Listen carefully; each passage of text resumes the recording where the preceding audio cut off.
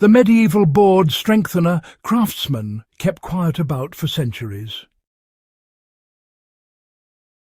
A wooden door in the Middle Ages could decide whether you lived or died, not because it looked impressive, but because of what was hidden inside it. While knights clashed and castles loomed, a quieter craft unfolded behind workshops and guild doors. Medieval board strengtheners were specialists who knew how to turn ordinary wood into near unstoppable barriers. Their methods weren't written for the masses. They were guarded, passed hand to hand, master to apprentice, and for centuries they worked exactly as intended. Now, this is where things get interesting. Before steel beams and reinforced concrete, wood carried the weight of survival. Doors, shutters, floors, wagons, siege shields and storage chests all depended on boards that had to resist force, moisture, insects and time. A weak plank meant collapse, breach or loss. The medieval builders didn't have the luxury of replacing materials easily. Forests were regulated, timber was taxed and transport was slow. So instead of wasting wood, craftsmen focused on making it stronger, not thicker, not heavier, smarter. Most people assume medieval carpenters did everything. They didn't. By the High Middle Ages, woodwork had split into specialized roles. Joiners focused on joints, wheelwrights shaped curve strength, shipwrights mastered water resistance, and board strengtheners worked on flat timber that had to endure stress without splitting. Their clients weren't peasants. They were monasteries, guild halls, city councils and castle stewards. These boards protected grain stores, armories and living quarters. Failure wasn't an inconvenience. It was a disaster, which is why the techniques stayed quiet. Here's something medieval craftsmen understood instinctively. Wood is stronger when you respect its grain. Boards were never cut randomly.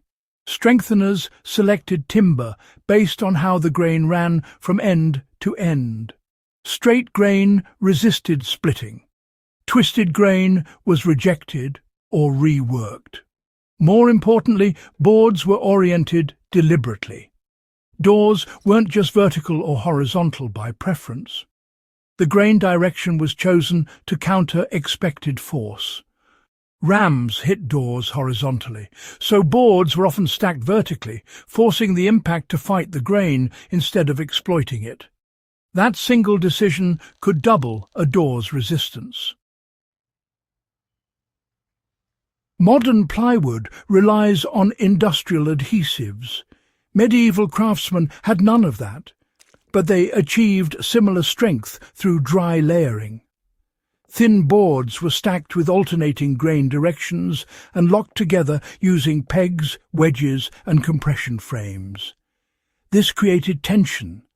As humidity changed, the boards pressed harder against each other instead of loosening. The structure became tighter with age, not weaker. The trick was precision. Too loose and the layers shifted, too tight and the wood cracked. This balance was learned through experience, not measurement, and it worked. Now, this is where things get clever. Some boards were strengthened before assembly through controlled heat and moisture. Timber was boiled or steamed, not to soften it permanently, but to reset internal stresses. Once reshaped and dried slowly, the fibres locked into a more stable configuration. This reduced warping and made boards less likely to split under sudden force. It was especially common in shield boards, chest lids and reinforced doors. The process required patience. Rushing the drying ruined everything, which is why only trusted craftsmen were allowed to do it. Medieval boards weren't covered in iron because, well, iron was expensive and heavy. Strengtheners, you see, used metal strategically. Thin straps, nails placed at specific intervals, and edge bindings reinforced weak points without compromising flexibility. Too much iron made wood brittle under impact. Too little left it vulnerable. The goal wasn't rigidity, it was controlled resilience. That mindset, honestly, shows up again and again in pre-modern survival design. Strength didn't just mean resisting force, it meant surviving time. Boards were treated with linseed oil, pine resin, beeswax, and sometimes animal fats. These weren't just surface finishes, no. They were absorbed slowly, sometimes over weeks, to reduce moisture penetration and insect damage. The treatment also made boards slightly heavier and more impact-resistant. A door soaked and cured properly was harder to splinter and slower to burn. Fire mattered. A lot.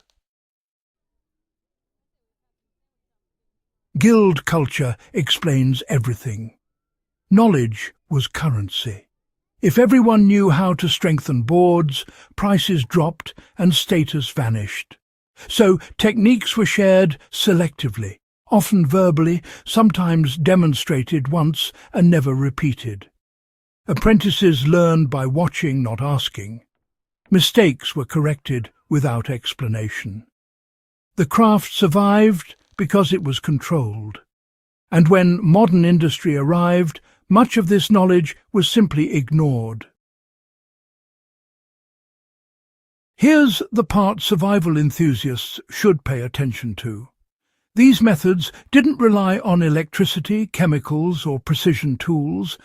They relied on understanding material behavior, grain direction, moisture, compression, and time. In a resource-limited environment, strengthening what you already have is often smarter than seeking new materials. Medieval board strengtheners mastered that philosophy, and well, they proved it works. If you walk through surviving medieval buildings today, you're seeing their work. Doors that still close properly, floors that haven't split, chests that survive centuries of use. They don't announce themselves, they don't look dramatic, but they endured. That was the point. Before modern times, survival wasn't about convenience, it was about resilience.